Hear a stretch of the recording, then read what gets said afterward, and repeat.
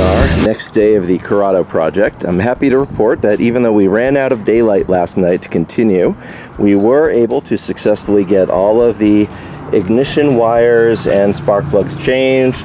We got the coolant topped up and bled, and there are no leaks. Everything is going well as far as that goes. So now the next order of business is to change the O2 sensor, which is the only remaining part in the emission system that might possibly lead to failure. All of the other sensors in the car have been replaced recently, including the crank position sensor, both NOx sensors, the coolant temperature sensor for the ECU, the mass airflow sensor. Everything's pretty fresh, but this is the remaining thing. So we're going to go ahead and replace the O2 sensor, and then we'll clear the codes, make sure that everything is good to go with our stock system here, and give it a little drive. She should be good to go.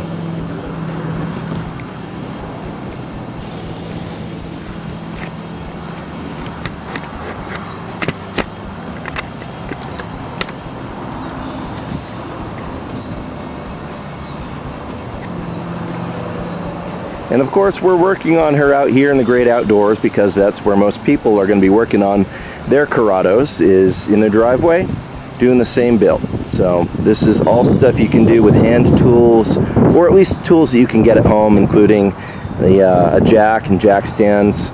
So here we go.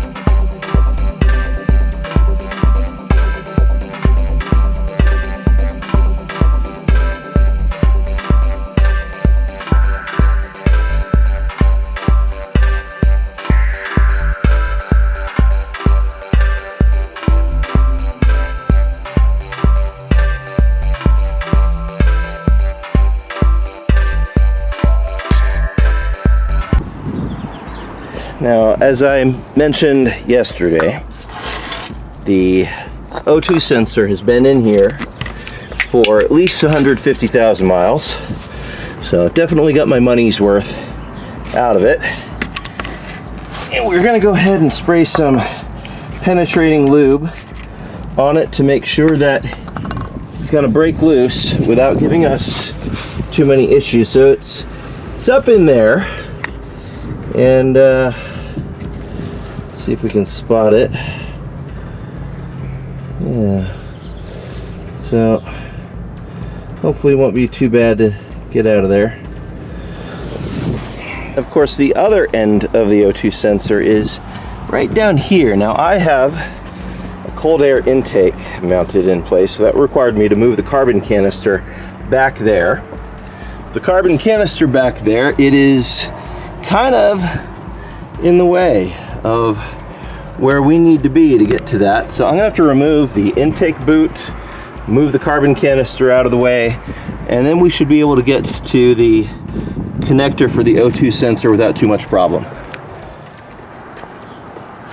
So first we're going to take off this intake boot. Those of you with more astute attention to detail may realize that this is not the factory Corrado intake boot. This is actually off of an OBD2 Passat, the B4 generation. It's got a smoother intake track through this section, and as we know, turbulence is not a good thing in an intake track. You want a little bit of it, like the golf ball stippling effect if you've got a ported head, but this is far before that. You want more of a Venturi effect. So you get your stippling from this little rubber section here, but you want as smooth of an intake track as you can through this mass airflow sensor for performance. So about 6 to 8 inches of smooth intake track before the mass airflow sensor gives you your biggest gain in terms of that sort of performance. And I noticed my ABS sensor is a little loose here. Oh yeah, that's like totally falling apart. So I'm going to come back to that and secure that with some silicone. Looks like it's got some dielectric grease on it, which is good. That's promoting that, making good contact. But anyway, that's one more issue we're going to have to deal with today before I put it all back together. So for right now, I'm going to disconnect the heater element from the intake track hose. Go ahead and disconnect this intake track hose charge pipe, and I'm going to disconnect it from the cylinder head as well up here.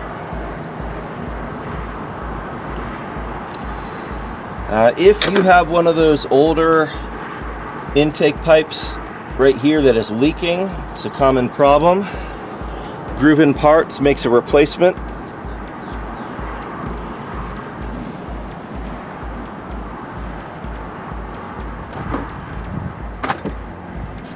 That's pretty handy since it is no longer available from the dealership. Alright, and I'm going to go ahead and pull that. Move some stuff out of the way here.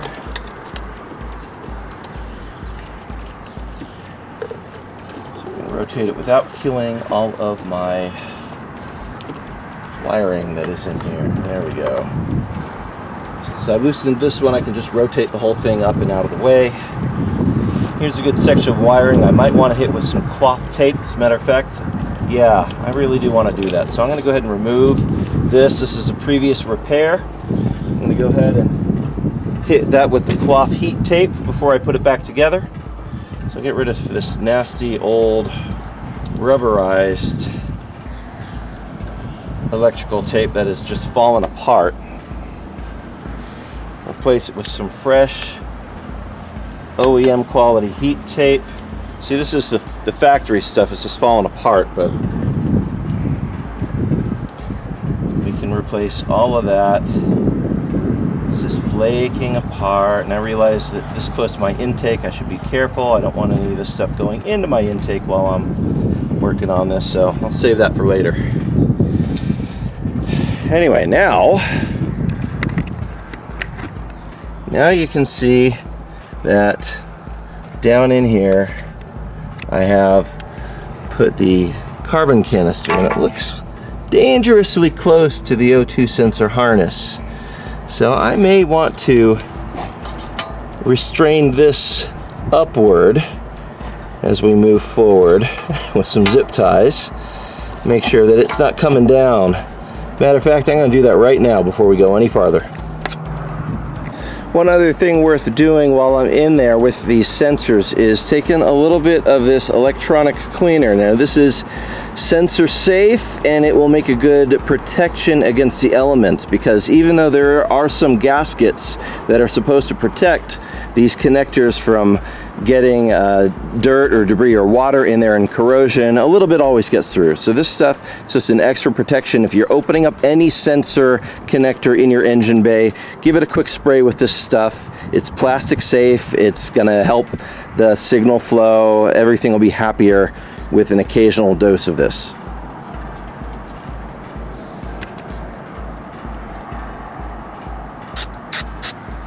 I'll go ahead and get down there and on the female side of the O2 sensor connector. And just hit that. And yes, theoretically, these are blade style connectors, which are supposed to make a brand new connection every time you unplug them and replug them, which is why sometimes if you're having electrical issues with your car, especially with connectors, the solution is often to disconnect the sensor and plug it right back in, and that'll make a new connection and it'll be much happier. But a little bit of lubrication and that kind of dielectric grease will really help. All right, we're under the car again. We've been letting the penetrating lubricant sit for a while. As you can see, that O2 sensor is kind of up in there. It is not the easiest thing to get to, and I'm not going to really be able to get a good camera angle on it while I'm removing it, but I do have a few tools that will help me with that awkwardness. First of all, this is a universal O2 sensor socket, which you can get at any auto parts store. I believe Harbor Freight Tools also has them. I'm also going to be relying on one of these. So it's got the slot in it, and at the moment the name of this tool is escaping my my brain. So anyway, that's 7/8 size. It's a universal O2 sensor. 7/8 is also 22 millimeter. So I'll be get up there with a breaker bar and get it loose, and we should be on our way here pretty soon. All right, so just pausing for a moment before we move on with the project. What we have discovered is the O2 sensor is so rusty that it has welded itself in place onto the exhaust pipe of the Corrado, which is a problem, because I need to replace that. I did a resistance test on the connector end of it, and it is nowhere close to being in spec for a functional O2 sensor. So it's definitely bad. That is definitely affecting how the car is running, and it needs to be replaced. So I got a brand new Bosch O2 sensor to throw in there, but I can't get the old one out, and I'm in there. Really, I got a pry bar that is, you know, as long as my arm, and I'm afraid that I'm just gonna end up breaking it off in place. So I'm going to enlist the help of an outside shop, Ed Hansen's Muffler Service, which has been doing exhaust work for me for 20-25 years. They do a lot of custom work, and if you do need custom work done, they are the shop to go to in Southern California. They do everything from custom hot rods, race cars, to SUVs and RVs. I mean, everything. They got it all covered. So gonna take it down there, let them have a crack at it, and see where we go.